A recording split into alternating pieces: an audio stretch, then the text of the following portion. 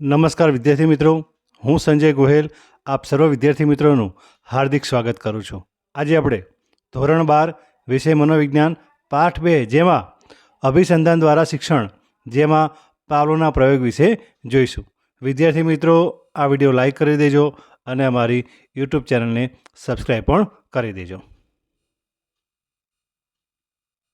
શીખવાની ત્રીજી તરાહ એટલે કે અભિસંધાન દ્વારા શિક્ષણ લર્નિંગ બાય કન્ડિશનિંગ. વિદ્યાર્થી મિત્રો, આ પ્રશ્ન પરીક્ષા માટે પણ ખૂબ જ મહત્ત્વનો છે. પાવલોનો જે પ્રયોગ છે, અભિસંધાનનો જે પ્રયોગ છે, એ પરીક્ષામાં અવારનવાર પૂછાતો હોય છે. તો છેલ્લે સુધી આ વિડીયો જોજો. અભિસંધાન એટલે કે જોડાણ. કોઈપણ અન્ય ઉદ્દીપક સાથે એક ઉદ્દીપકનું જોડાણ થવું તો એને કહેવાય અભિસંધાન. અભિસંધાન એ પણ શિક્ષણની એક તરાહ છે કે શિક્ષણની એક પદ્ધતિ છે અને આ પદ્ધતિ સાહચર્યવાદ ઉપર આધારિત છે. પરીક્ષામાં પ્રશ્ન આવે કે અભિસંધાનની પદ્ધતિ કયા વાદ ઉપર આધારિત છે? તો સાહચર્યવાદ ઉપર આધારિત છે. મૂળ તટસ્થ ઉદ્દીપક સિવાયના અન્ય ઉદ્દીપક પ્રત્યે સમાન પ્રતિક્રિયા આપવાનું શિક્ષણ પ્રાપ્ત થાય તો તે પ્રક્રિયાને અભિસંધાન થયું કહેવાય. એટલે કે મૂળ જે ઉદ્દીપક છે એની સામે તો પ્રાણી અમુક પ્રકારની પ્રતિક્રિયા તો કરે જ છે, પરંતુ મૂળ ઉદ્દીપકની સાથે સાથે કોઈ અન્ય ઉદ્દીપક છે એ અન્ય ઉદ્દીપક સામે પણ મૂળ ઉદ્દીપક જેવી જો પ્રતિક્રિયા કરવામાં આવે તો તેવી પ્રતિક્રિયાને અભિસંધાન થયું છે એમ આપણે કહી શકીએ. દાખલા તરીકે શાળાના જુદા જુદા પ્રકારના ઘંટ વાગવાની સાથે જોડાયેલી આપણી વિવિધ પ્રવૃત્તિઓ, જેમ કે 11 થી 5નો સ્કૂલનો સમય હોય અને 11 વાગે લાંબો બેલ વાગે એટલે આપણે શું એનો સમજ કરીએ છીએ કે ભાઈ હવે સ્કૂલ શરૂ થઈ ગઈ છે. પછી 1 બેલ વાગે એટલે કે પીરિયડ પૂરો થયો છે. પછી 3 પીરિયડ પછી થોડો લાંબો બેલ વાગે એટલે રિસેસ પડી છે. એટલે આજે શાળાના અલગ અલગ બેલ છે એ અલગ અલગ બેલ, બધા બેલ પ્રત્યે આપણે સરખી પ્રતિક્રિયા આપતા નથી. અલગ અલગ બેલ પ્રત્યે અલગ અલગ પ્રતિક્રિયા આપીએ છીએ. એટલે એને શું થયું કહેવાય? જોડાણ થયું કહેવાય. કે બેલ સાંભળીને આપણે કેવી પ્રતિક્રિયા આપીએ છીએ, બેલ સાથે આપણું જોડાણ કેવું છે, તો તેને આપણે અભિસંધાન કહી શકીએ. આ પ્રકારના શિક્ષણમાં વ્યક્તિને થતા અનુભવોની સાંવેદનિક પ્રતિમાઓનું મગજમાં જોડાણ થાય છે અને તેથી એક ઉદ્દીપકની રજૂઆત થતાં જ અન્ય ઉદ્દીપકની સ્મૃતિ તાજી થાય છે. આમ અભિસંધાન એટલે અનુભવોની એવી સાંકળ કે જેમાં એક ઉદ્દીપકની ઉપસ્થિતિમાં અન્ય ઉદ્દીપકોની હાજરી હોવાનો અહેસાસ થાય છે. ખરેખર અન્ય ઉદ્દીપક હાજર હોતું નથી, પરંતુ એક ઉદ્દીપક જોઈને જ પ્રાણીને એવું લાગે છે કે હવે એક ઉદ્દીપક રજૂ થયા પછી અન્ય ઉદ્દીપક પણ રજૂ થશે એવો એને અહેસાસ થાય છે. એટલે કે એક ઉદ્દીપકનું જોડાણ અન્ય ઉદ્દીપક સાથે થયું તો એને કહેવાય અભિસંધાન. રશિયન શરીરશાસ્ત્રી ઇવાન પેટ્રોવિચ પાવલો, જેનો સમય છે 1849 થી 1936, જેમને પાચન ક્રિયાનો અભ્યાસ કરતાં કરતાં અનેક પ્રયોગો કરી અભિસંધાનને સમજાવ્યું છે. વિદ્યાર્થી મિત્રો, આપણા મહાન મનોવૈજ્ઞાનિક ઇવાન પેટ્રોવિચ પાવલો કે જેમને અભિસંધાનની મહામૂલી ભેટ મનોવિજ્ઞાનમાં આપી છે. એમને, એ પોતે ડૉક્ટર હતા, એ પોતે શરીરશાસ્ત્રી હતા. એમને પોતાના અભ્યાસની સાથે સાથે ઘણા બધા પ્રયોગો કર્યા, ઘણા બધા અભ્યાસો કર્યા અને ઘણા બધા અભ્યાસો કરીને એમને અભિસંધાનને સમજાવ્યું છે. આ અભિસંધાન પરંપરાગત હોવાથી શાસ્ત્રીય અભિસંધાન અથવા તો રૂઢ અભિસંધાન તરીકે પણ ઓળખાય છે. આ ઉપરાંત શાસ્ત્રીય અભિસંધાનને પ્રશિષ્ટ અભિસંધાન પણ કહેવામાં આવે છે. એટલે શાસ્ત્રીય અભિસંધાન પણ કહી શકીએ અથવા તો પ્રશિષ્ટ અભિસંધાન પણ કહી શકીએ. શાસ્ત્રીય એટલા માટે છે કે આ જે અભિસંધાન છે એ અભિસંધાન પરંપરાગત હોવાથી તેને શાસ્ત્રીય અભિસંધાન કહેવાય છે. પ્રશિષ્ટ અભિસંધાનનો પ્રયોગ ધ્યાનથી સાંભળજો. સરસ મજાનો પ્રયોગ છે, યાદ રહી જાય એવો છે અને પરીક્ષા માટે પણ ખૂબ જ મહત્ત્વનો છે. રશિયન શરીરશાસ્ત્રી ઇવાન પેટ્રોવિચ પાવલોને 1849થી 1936 દરમિયાન પાચન ક્રિયાના અભ્યાસમાં રસ હતો કે પ્રાણીઓમાં પાચન ક્રિયા કઈ રીતે થાય છે અને એના માટે તે અલગ અલગ પ્રાણીઓ ઉપર અભ્યાસ કરતા હતા. તેમણે પોતાની જિજ્ઞાસા સંતોષવા માટે કૂતરા ઉપર પ્રાયોગિક અભ્યાસ કરતાં કરતાં તેમને અભિસંધાન વિશેની ઘણી જાણકારી પ્રાપ્ત થઈ અને મનોવિજ્ઞાનને શાસ્ત્રીય પ્રશિષ્ટ અભિસંધાનની મહામૂલી ભેટ મળેલી છે. પરીક્ષામાં પ્રશ્ન આવે કે અભિસંધાનની શોધ કોણે કરેલી છે? તો ઇવાન પેટ્રોવિચ પાવલોવ.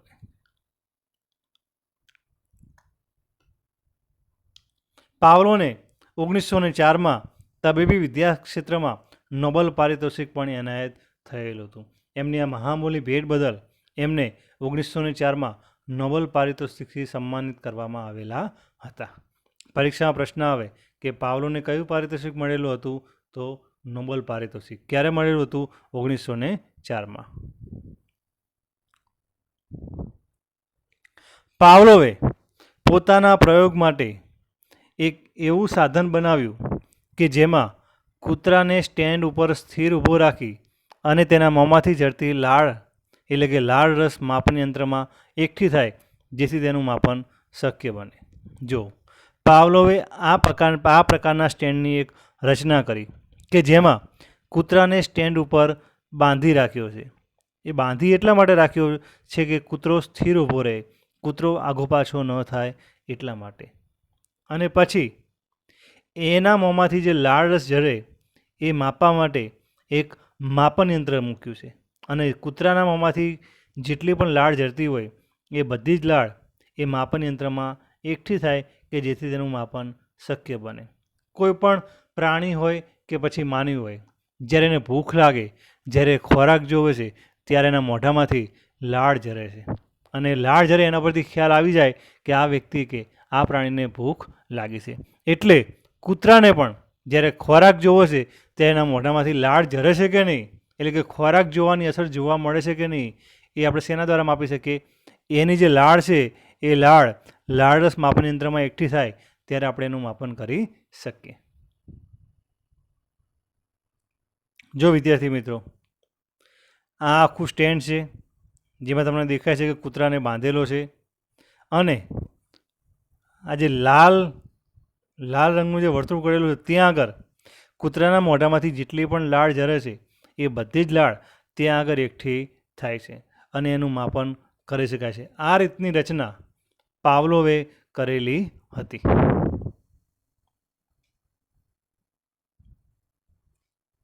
હવે પાવલોવે કૂતરાની સમક્ષ ખોરાક રજૂ કર્યો. ખોરાક જોતાં જ કૂતરાના મોંમાં લાળ ઝરી. એ સ્વાભાવિક છે, એમાં કોઈ શિક્ષણ નથી. કોઈ પણ નાનું બાળક હોય એ નાના બાળકને પણ ચોકલેટ આપો તો એના મોઢામાંથી લાળ ઝરે છે, એટલે એ સ્વાભાવિક પ્રક્રિયા છે. આ જે લાળ ઝરવાની પ્રતિક્રિયા ખોરાક જોતાં જ જોવા મળી હતી તે સહજ પ્રતિક્રિયા હતી. તેમાં કોઈ પણ પ્રકારનું શિક્ષણ હતું નહીં. જો પહેલાં એને ખોરાક બતાવ્યો અને સામે પ્રતિક્રિયા કઈ જોવા મળી? કૂતરાના મોઢામાંથી લાળ ઝરે છે.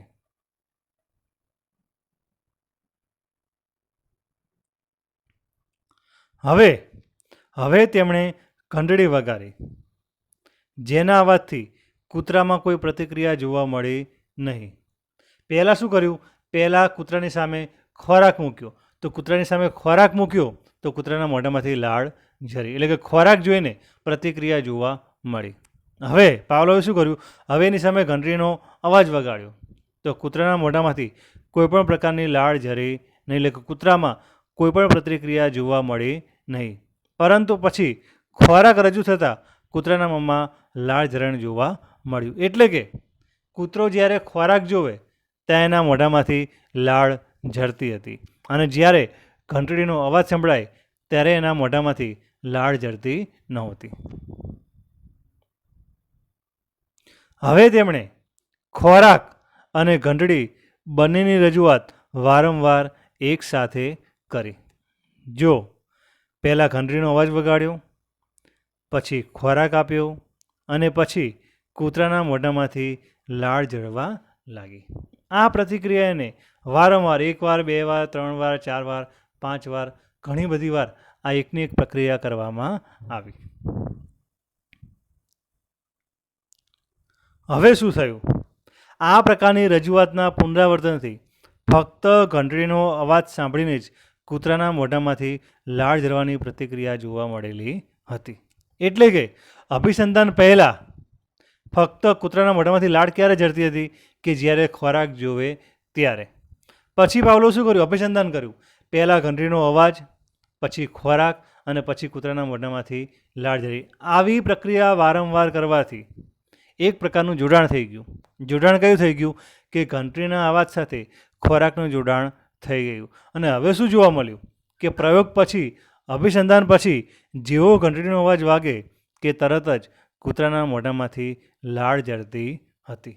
એટલે આપણે એવું કહી શકીએ કે અહીં કૂતરાને શિક્ષણ પ્રાપ્ત થઈ ગયું. કૂતરાને હવે ખબર પડી કે હવે ઘંટડીનો અવાજ વાગ્યો છે તો હવે મને ખોરાક પ્રાપ્ત થશે. એટલે કે જે પ્રતિક્રિયા પહેલાં ખોરાક જોઈને જોવા મળતી હતી એ પ્રતિક્રિયા હવે આપણને શું જોઈને જોવા મળે છે? એ પ્રતિક્રિયા હવે ઘંટડીનો અવાજ સાંભળીને જોવા મળે છે.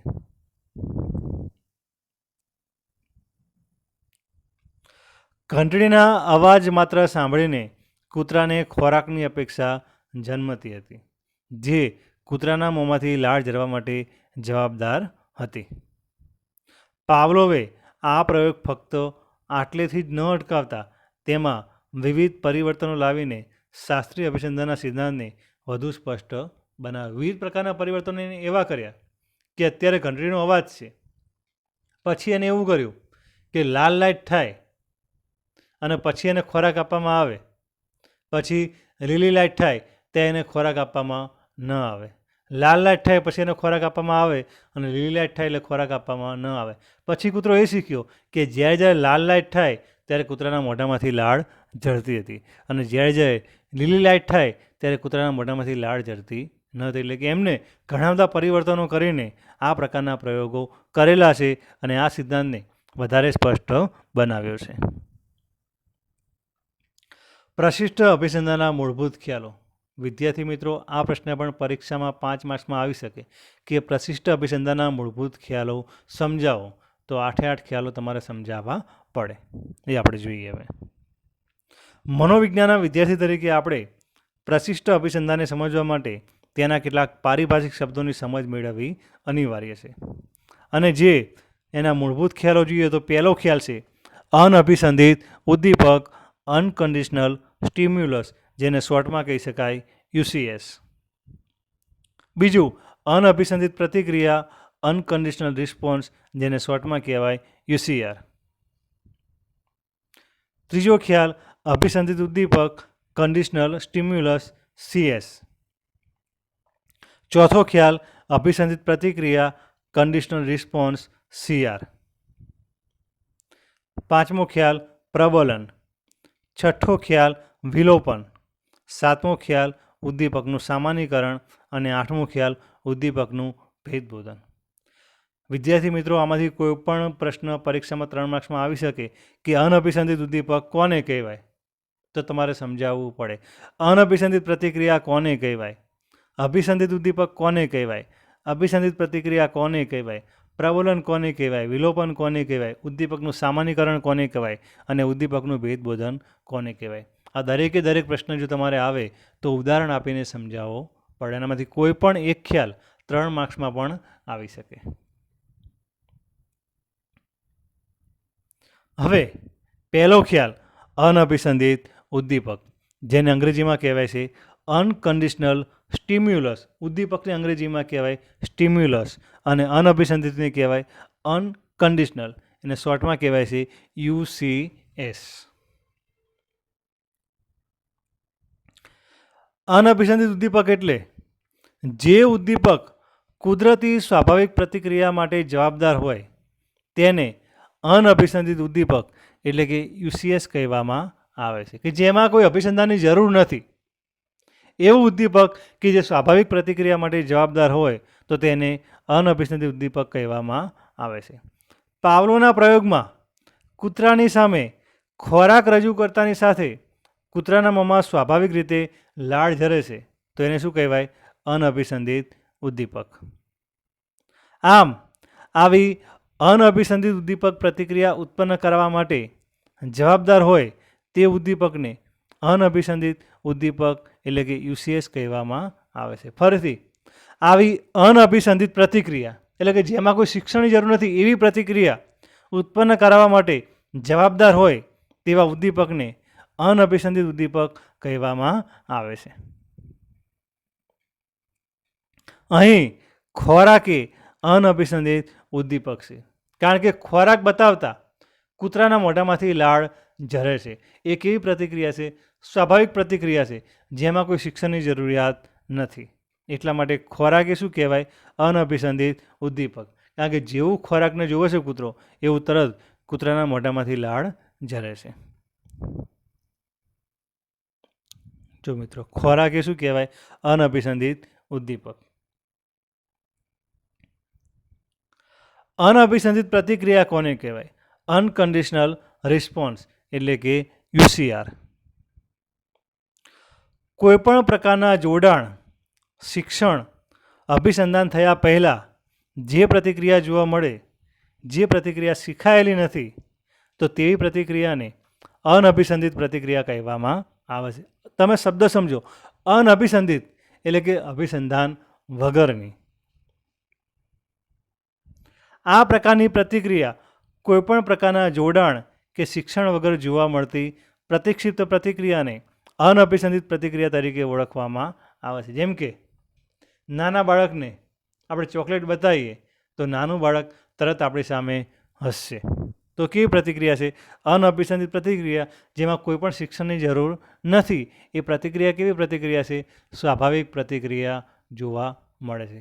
આપણા શેરીમાં કે ગલીમાં કોઈ કૂતરું હોય, એ કૂતરાને આપણે રોટલો બતાવીએ તો તરત કૂતરું આપણી પાસે આવે છે. કેવી પ્રતિક્રિયા કહેવાય? અનઅભિસંધિત પ્રતિક્રિયા. કે આ બધી જ પ્રતિક્રિયામાં કોઈપણ જાતના જોડાણની કે કોઈપણ જાતના શિક્ષણની જરૂર નથી.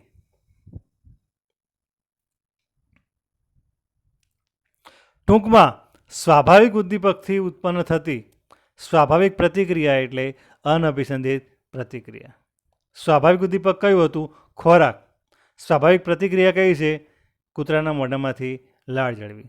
પાવલોના પ્રયોગમાં કૂતરાની સામે ખોરાક રજૂ કરતાની સાથે કૂતરાના મોંમાં લાળ ઝરવાની સ્વાભાવિક પ્રતિક્રિયા જોવા મળે છે, જે અનઅભિસંધિત પ્રતિક્રિયા એટલે કે યુસીઆર કહેવામાં આવે છે. જો અહીં ખોરાક જોવે છે અને કૂતરાના મોઢામાંથી લાળ ઝરે છે. આ કેવી પ્રતિક્રિયા કહેવાય?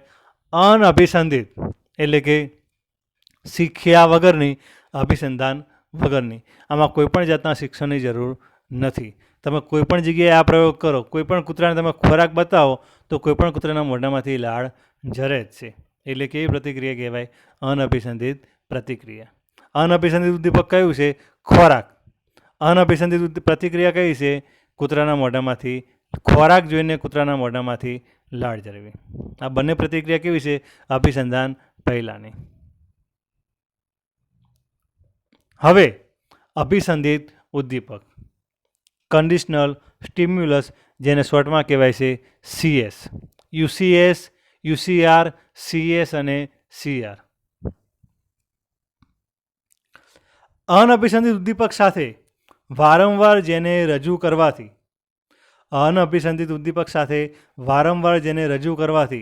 અનઅભિસંધિત પ્રતિક્રિયા ઉત્પન્ન કરાવી શકે તે ઉદ્દીપકને અભિસંધિત ઉદ્દીપક એટલે કે CS કહેવામાં આવે છે. અનઅભિસંધિત ઉદ્દીપક કયું હતું? ખોરાક. એની સાથે વારંવાર રજૂ કરવાથી, તો ખોરાકની સાથે વારંવાર શું કર્યું? ઘંટડીનો અવાજ. અનઅભિસંધિત પ્રતિક્રિયા ઉત્પન્ન કરાવી શકે તે ઉદ્દીપકને અભિસંધિત ઉદ્દીપક કહેવામાં આવે છે. પાવલોના પ્રયોગમાં કૂતરાની સામે ખોરાક રજૂ કરતા પહેલાં વારંવાર ઘંટડીનો અવાજ રજૂ કરવાથી ફક્ત ઘંટડીનો અવાજ સાંભળતાની સાથે જ કૂતરાના મોંમાં લાળ ઝરવાની પ્રતિક્રિયા જોવા મળે છે. એટલે શું કર્યું? પહેલાં ઘંટડીનો અવાજ, પછી ખોરાક, પછી કૂતરાના મોઢામાંથી લાળ ઝરે છે. એટલે કે અનઅભિસંધિત ઉદ્દીપક સાથે વારંવાર રજૂ કરવાથી અનઅભિસંધિત પ્રતિક્રિયા જેવી જ પ્રતિક્રિયા ઉત્પન્ન કરાવી શકાય તેવું જે ઉદ્દીપક છે એ ઉદ્દીપકને અભિસંધિત ઉદ્દીપક કહેવામાં આવે છે. અભિસંધિત ઉદ્દીપક કયું છે? ઘંટડીનો અવાજ એટલે કે બેલ. કારણ કે પહેલાં બેલ વગાડવામાં આવે, પછી ખોરાક રજૂ કરવામાં આવે. તો હવે આપણને એ જોવા મળે છે કે જેવો ઘંટડીનો અવાજ વાગે કે તરત જ કૂતરાના મોઢામાંથી લાળ ઝરવાની પ્રતિક્રિયા જોવા મળે છે. પહેલાં કૂતરાના મોઢામાંથી લાળ ઝરવાની પ્રતિક્રિયા ક્યારે જોવા મળતી હતી? ખોરાક દેખાય ત્યારે. હવે કૂતરાના મોઢામાંથી લાળ ઝરવાની પ્રતિક્રિયા ક્યારે જોવા મળે છે? જ્યારે ઘંટડીનો અવાજ સંભળાય છે ત્યારે. એટલે ઘંટડીનો અવાજ એ શું કહેવાય? અભિસંધિત ઉદ્દીપક. ખરેખર તો લાળ ઝરવાની પ્રતિક્રિયા ખોરાકની રજૂઆત પછી જોવા મળતી હતી, જે હવે ઘંટડીનો અવાજ સાંભળતાની સાથે જ ખોરાક મળશે એવી અપેક્ષાએ લાળ ઝરવાની પ્રતિક્રિયા થાય છે. આ સમગ્ર ઘટના કૂતરાને મળેલા શિક્ષણનો સ્પષ્ટ નિર્દેશ કરે છે. આવી અભિસંધિત પ્રતિક્રિયા ઉત્પન્ન કરવા માટે જવાબદાર હોય તેવા ઉદ્દીપકને અભિસંધિત ઉદ્દીપક એટલે કે CS કન્ડિશનલ સ્ટિમ્યુલસ કહેવામાં આવે છે. અભિસંધિત પ્રતિક્રિયા કન્ડિશનલ રિસ્પોન્સ. જે પ્રતિક્રિયાનું જોડાણ પહેલાં જે તે ઉદ્દીપક સાથે નહોતું, પરંતુ શિક્ષણ કે મહાવરા બાદ ચોક્કસ ઉદ્દીપકની રજૂઆત થતાં જ ચોક્કસ પ્રતિક્રિયા જોવા મળે તો તેને અભિસંધિત પ્રતિક્રિયા કહેવામાં આવે છે. જે પ્રતિક્રિયાનું જોડાણ પહેલાં જે તે ઉદ્દીપક સાથે નહોતું, એટલે કે ઘંટડીનો અવાજ વાગવાથી લાળ ઝરવાની પ્રતિક્રિયા પહેલાં જોવા મળતી નહોતી, પરંતુ શિક્ષણ કે મહાવરા બાદ એટલે ઘંટડીનો અવાજ અને ખોરાક વારંવાર આપવાથી એટલે શિક્ષણ કે મહાવરા બાદ ચોક્કસ ઉદ્દીપકની રજૂઆત થતાં એટલે કે ચોક્કસ ઉદ્દીપક એટલે ઘંટડીનો અવાજ થતાં ચોક્કસ પ્રતિક્રિયા જોવા મળે એટલે કે કૂતરાના મોઢામાંથી લાળ ઝરે તો તેને અભિસંધિત પ્રતિક્રિયા એટલે કે CR કહેવામાં આવે છે. પાવલોના પ્રયોગમાં ઘંટડીનો અવાજ સાંભળતાની સાથે જ કૂતરાના મોંમાં લાળ ઝરવાની પ્રતિક્રિયાને અભિસંધિત પ્રતિક્રિયા એટલે કે CR કન્ડિશનલ રિસ્પોન્સ કહેવામાં આવે છે.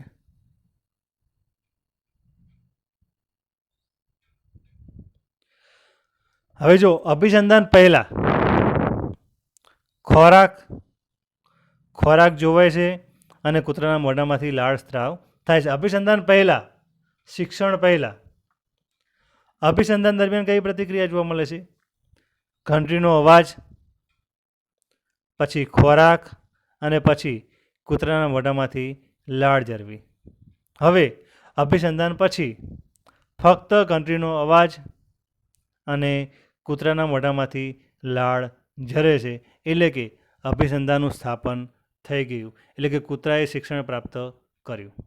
પહેલાં ફક્ત લાળ ઝરવાની પ્રતિક્રિયા ક્યારે જોવા મળતી હતી? ખોરાક મળવાથી. હવે લાળ ઝરવાની પ્રતિક્રિયા ક્યારે જોવા મળે છે? ઘંટડીનો અવાજ સાંભળવાથી. એટલે કે કૂતરો શીખી ગયો. કૂતરો શું શીખી ગયો?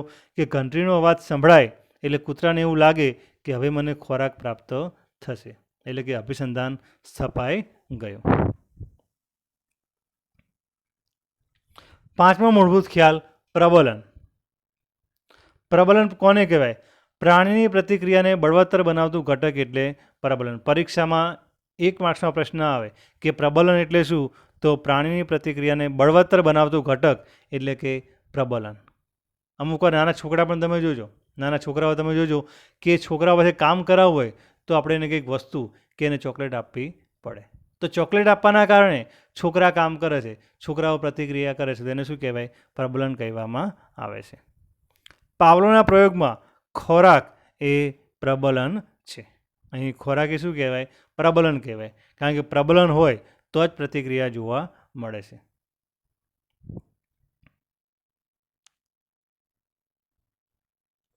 છઠ્ઠો ખ્યાલ વિલોપન. પ્રાણીમાં એકવાર અભિસંધાન સ્થપાઈ જાય પછી સતત અભિસંધિત ઉદ્દીપક ઘંટડીના અવાજ સાથે જો અનઅભિસંધિત ઉદ્દીપક એટલે કે ખોરાક ન આપવામાં આવે તો એટલે કે પ્રબલનની ગેરહાજરીમાં ક્રમશઃ અભિસંધાન લુપ્ત થતું જોવા મળે છે, જે વિલોપન તરીકે ઓળખાય છે. હવે એવું કરે કે ઘંટડીનો અવાજ વગાડે અને ખોરાક ન આપે. એકવાર આવું કર્યું, બીજી વાર આવું કર્યું, આવું વારંવાર કરવામાં આવે તો હવે કૂતરો જે શીખેલો હતો એ બધું ભૂલી જશે. શેના માટે? કારણ કે એને પ્રબલન આપવામાં આવ્યું નથી. એટલે કે પ્રબલનની ગેરહાજરીમાં ધીમે ધીમે અભિસંધાન છે એ અભિસંધાન લુપ્ત થતું જોવા મળે છે. સાતમો ખ્યાલ ઉદ્દીપકનું સામાન્યીકરણ. સામાન્યીકરણ એટલે એક ઉદ્દીપકના જેવા સમાન લાગતા અન્ય ઉદ્દીપકને પહેલાંનું ઉદ્દીપક સમજવું. એટલે કે બે ઉદ્દીપક છે, બંને ઉદ્દીપકને સમાન ગણવા, બીજા ઉદ્દીપકને પણ પહેલા ઉદ્દીપક જેવું જ ગણવું, એને કહેવાય સામાન્યીકરણ. અભિસંધિત પ્રતિક્રિયા ઉત્પન્ન કરાવી શકતા અભિસંધિત ઉદ્દીપક સાથે સામ્ય ધરાવતા અન્ય કોઈપણ ઉદ્દીપકથી પણ જો અભિસંધિત પ્રતિક્રિયા જેવી જ પ્રતિક્રિયા ઉત્પન્ન થતી જોવા મળે તો તે ઉદ્દીપકને સામાન્યીકરણ થયું કહેવાય. પાવલોના પ્રયોગમાં ઘંટડીના અવાજ દ્વારા ઉત્પન્ન થતી કૂતરાના મોંમાં લાળ ઝરવાની પ્રતિક્રિયા જો ઇલેક્ટ્રિક બઝરના અવાજ દ્વારા પણ ઉત્પન્ન થાય તો કૂતરાએ ઘંટડીના અવાજનું બઝરના અવાજ સાથે સામાન્યીકરણ કર્યું છે તેમ કહી શકાય. એટલે કે કૂતરાને ઘંટડીનો અવાજ અને બઝરનો અવાજ બંને કેવો લાગે છે? સરખો જ લાગે છે. એટલે કે ઘંટડીનો અવાજ વાગે ત્યારે પણ કૂતરાના મોઢામાંથી લાળ ઝરે અને બઝરનો અવાજ વાગે ત્યારે પણ જો કૂતરાના મોઢામાંથી લાળ ઝરે તો કૂતરો બંનેના અવાજને કેવો ગણે છે? સરખો ગણે છે. એટલે એને શું કહેવાય? ઉદ્દીપકનું સામાન્યીકરણ. ઉદ્દીપકનું ભેદબોધન. ઉદ્દીપકનું ભેદબોધન એટલે બે ઉદ્દીપક વચ્ચેના તફાવતને પારખવો. બે ઉદ્દીપક વચ્ચે કયો તફાવત છે એ તફાવતને ઓળખવો તો એને કહેવાય ઉદ્દીપકનું ભેદબોધન. બંને વચ્ચેનો ભેદ જાણવો. આપણે અગાઉ જોયું કે કૂતરામાં ઘંટડી સાથે જોવા મળતી પ્રતિક્રિયા કૂતરામાં બઝર સાથે પણ જોવા મળી હતી. કારણ કે કૂતરાએ ઘંટડીના અવાજનું બઝરના અવાજ સાથે સામાન્યીકરણ કરેલું હતું. પરંતુ કૂતરાને ઘંટડી સાથે ખોરાક આપવામાં આવશે અને બઝરના અવાજ પછી ખોરાક આપવામાં નહીં આવે તો ધીરે ધીરે કૂતરો ઘંટડીના અવાજ અને બઝરના અવાજ વચ્ચેનો ભેદ પારખતા શીખી જશે. એટલે કે કૂતરાને ઘંટડીનો અવાજ સંભળાશે ત્યારે કૂતરાના મોઢામાંથી લાળ ઝરશે અને જ્યારે બઝરનો અવાજ સંભળાશે ત્યારે કૂતરાના મોઢામાંથી લાળ નહીં ઝરે. એટલે કે કૂતરો બંને ઉદ્દીપક વચ્ચે ભેદ પારખતા શીખી ગયો. એને કહેવાય ઉદ્દીપકનું ભેદબોધન. આમ આ ઘટનાનું વારંવાર પુનરાવર્તન કરવાથી બઝરના અવાજ સાથે થતો લાળ સ્રાવ ક્રમશઃ ઓછો થઈને બંધ થઈ જશે. આમ થવાનું કારણ એ છે કે કૂતરો બે ઉદ્દીપક વચ્ચેના તફાવતને પારખતા શીખી જાય છે. થેન્ક યુ વિદ્યાર્થી મિત્રો. આ વિડીયો લાઈક કરજો અને મારી યુટ્યુબ ચેનલને સબસ્ક્રાઈબ પણ કરી દેજો.